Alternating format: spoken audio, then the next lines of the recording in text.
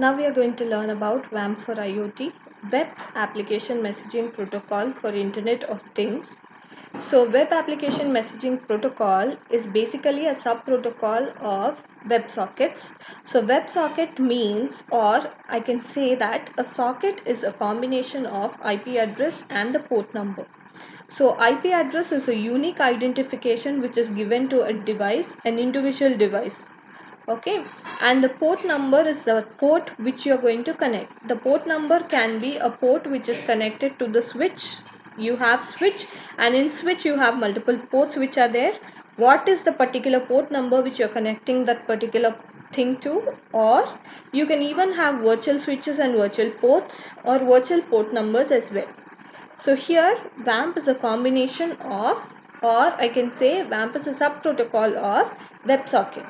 And the next part we have is WAMP is a combination of PubSub model along with RPC messaging patterns. So what is PubSub model? Publish subscriber model. So in publish subscriber model, you have a client, you have a router or a server. And inside the client you will have publisher and the subscriber, and inside the server you have the broker. So what happens is, when the client or when the publisher publishes something via transport layer, that particular message or that particular packets are being transferred to the broker. So what does a broker do is, it will wait until it gets some messages or packets.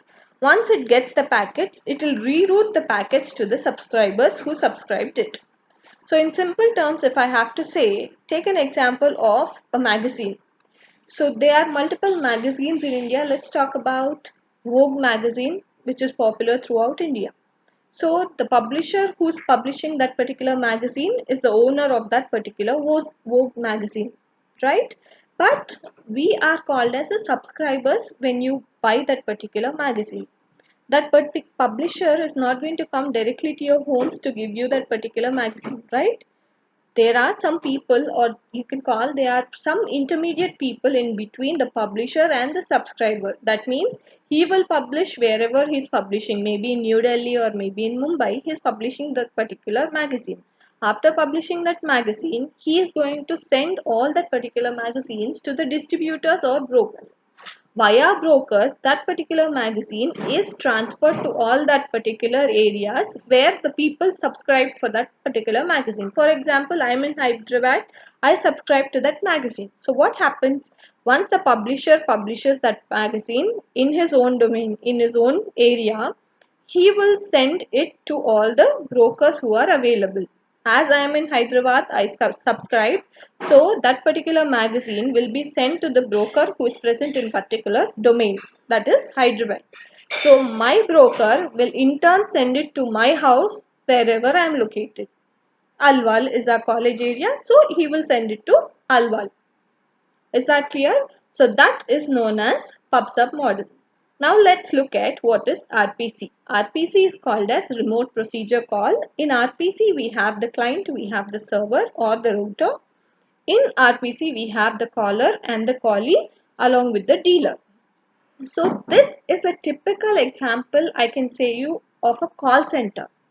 So here what happens is, caller is a person, you know what is a customer service, right? So you can clearly understand what RPC is now. So caller is a person who's trying to call. For example, if you have some problem with your Amazon packing or Amazon shipment.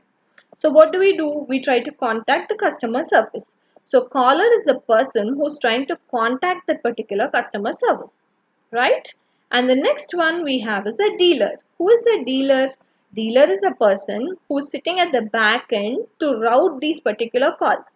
So if you're calling customer service, it is not mandatory that immediately you're going to get connected to the customer care executive, right?